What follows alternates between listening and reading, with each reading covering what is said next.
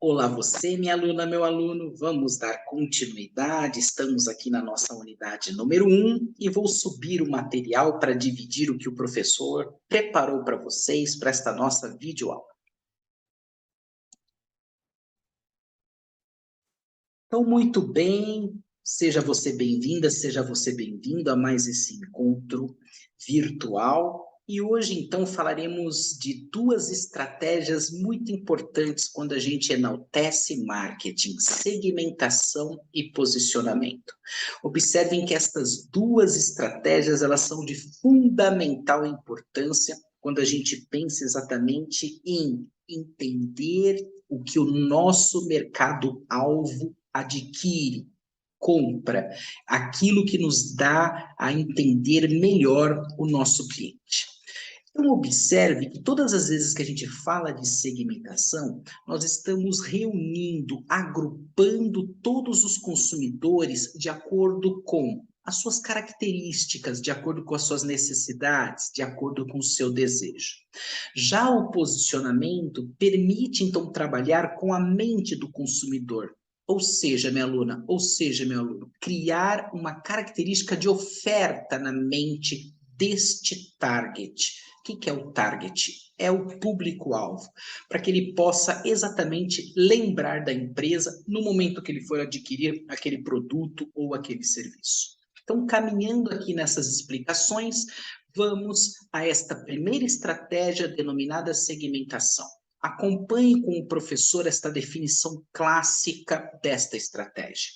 Consiste, então, naquilo que eu mencionei para vocês: agrupar, reunir, classificar os consumidores. A gente reúne, a gente classifica, a gente agrupa os consumidores de acordo com seus hábitos de consumo, de acordo com aquilo que leva às suas necessidades de consumo. E, é claro, também as suas características idênticas.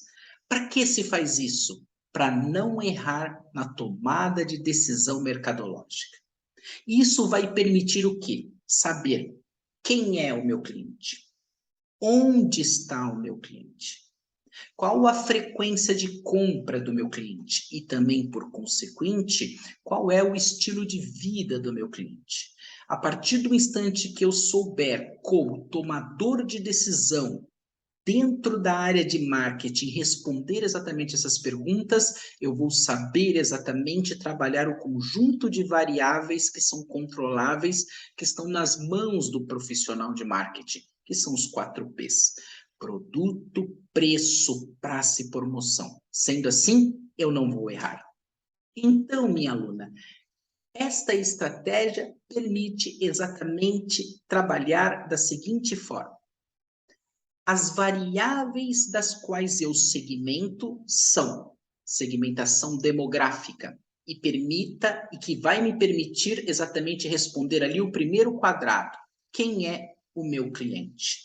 Ou seja, tudo aquilo que está voltado às características das pessoas.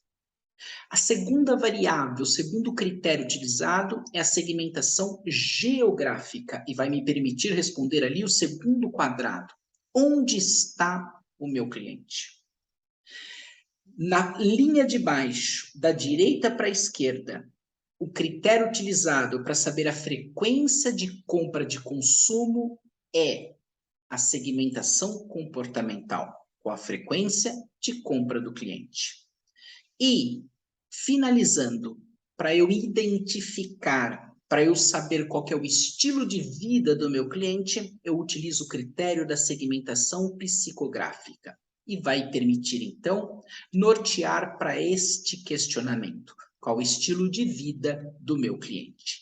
Então, você já observou que, de fato, para segmentar, para agrupar, para classificar, nós vamos trabalhar exatamente com 4 variáveis, com 4 critérios. Da esquerda para a direita, minha aluna e meu aluno, você tem ali uma definição mais ampla de como trabalhar exatamente isto. A segmentação demográfica, que é aquela que permite responder aquele questionamento: quem é o meu cliente? Ela vai, então, apresentar as seguintes características: sexo, idade, renda do consumidor. Tudo isto inerente à pessoa, ao consumidor.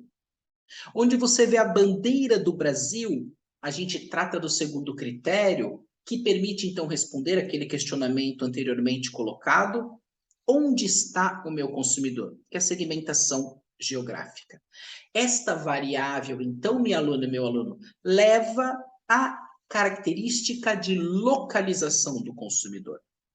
Depois, ali onde você vê aquela grande caminhonete, é a segmentação psicográfica. E neste critério desta variável, ela vai explorar o quê? Elementos do estilo de vida da pessoa.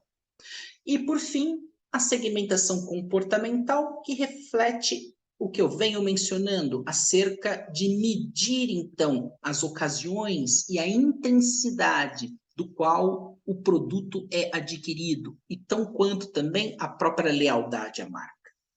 Então, para a gente entender isso na prática, eu tenho na segmentação demográfica uma consumidora mulher, sexo, gênero feminino, idade 25 anos, localização, ela está no estado de Pernambuco, capital Recife. Qual que é seu estilo de vida? Ela é uma mulher aventureira, gosta efetivamente de carros off-road. Então, eu entendo que ela tem o estilo para adquirir, por exemplo, um Jeep Renegade, uma Tracker, um Tracker. Qual é a frequência de compra? Ela adquire, ela troca carro a cada 2 anos. Pronto, a partir disto eu sei qual que é o produto ideal, qual que é o preço ideal, qual que é a estratégia de comunicação ideal e, por consequente, onde que esta consumidora poderá adquirir o seu produto. Partindo então para a estratégia denominada posicionamento, após segmentar, eu preciso exatamente fazer com que este consumidor e esta consumidora lembre do meu produto ou do meu serviço. Então, posicionar, minha aluna, minha aluno, nada mais é do que incutir, colocar na mente do consumidor, configurar uma imagem da empresa, através da sua qualidade, do seu atendimento, através da sua situação de preço, da sua localização, da sua marca, ou seja, você cria na mente do consumidor, configura a imagem, configura o valor oferecido do produto, ou seja, seus benefícios, seus diferenciais. E é claro, tudo isso dentro, obviamente, de cada um daqueles segmentos dos quais a empresa está atuando. A partir disso, os clientes, os consumidores, as consumidoras, elas vão entender melhor, elas vão de fato comprar, vão apreciar o que a empresa então está colocando comparado com o seu concorrente. Para isso, minha aluna, para isso, meu aluno, basta única e exclusivamente uma mensagem publicitária muito simples. Essa mensagem publicitária muito simples, ela leva exatamente a esta característica de criar, de configurar a imagem da empresa na mente do consumidor e da consumidora. Se vocês observarem este diagrama que o professor coloca aqui, nestes 4 quadrantes, nós conseguimos entender um mapa de posicionamento para automóveis que é muito utilizado, por exemplo, nos tradicionais livros de marketing. E aí a gente enxerga exatamente aquilo que de fato configura na mente do consumidor essa característica de destaque. Então, observe, quando a gente fala de carros esportivos, a gente pode lembrar de Porsche, a gente pode lembrar de BMW, a mensagem publicitária, os atributos, as características, todos os elementos sempre estão sendo configurados e são configurados desta forma na nossa mente.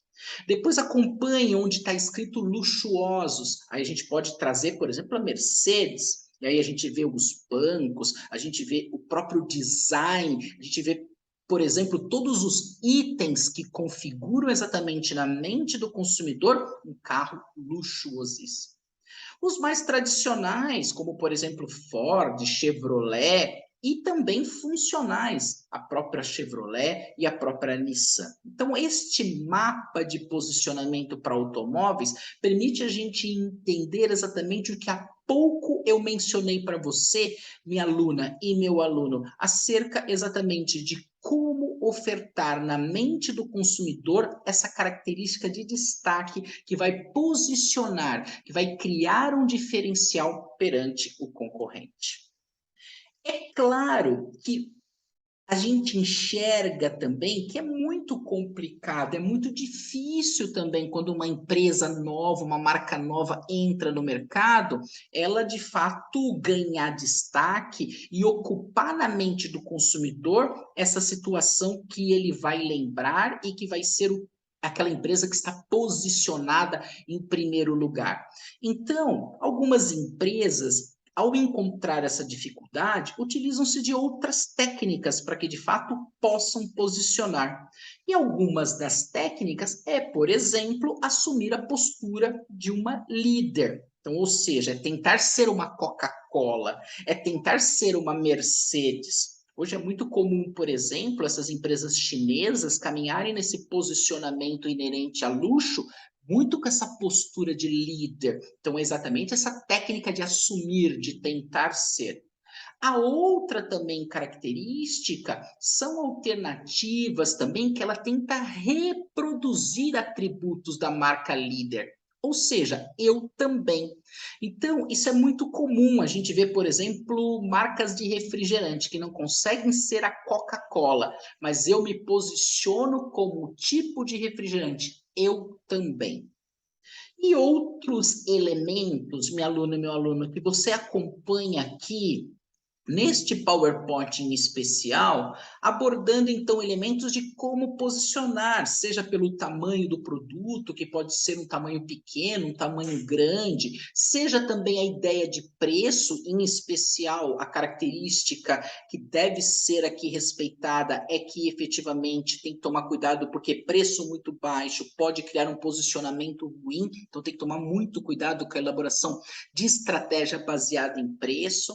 Também eu posso, claro, posicionar o produto por gênero. Então, ou seja, aquele produto somente para mulheres, aquele produto somente para homens. E aí eu tenho exatamente como trabalhar a mente deste consumidor. Ou então a idade, ou então a qualidade. Então, apresento para vocês aqui outras técnicas que são utilizadas. O que é muito importante é exatamente descobrir o nicho. O que é um nicho? É um grupo dentro de um grupo, ou seja, um segmento dentro de um segmento. Então, eu descobri ali dentro de um segmento uma característica de consumidores de 25 anos e um grupo menor de consumidores ainda. Então, eu posso trabalhar todas essas vertentes que poderão exatamente criar esta situação de configurar esta característica de destaque na mente dos consumidores. Pois não, minha aluna, é isso, meu aluno. Falamos aqui então de duas estratégias muito importantes: segmentação e posicionamento. Espero que este vídeo tenha sido e seja muito útil na sua trajetória acadêmica. Muito obrigado.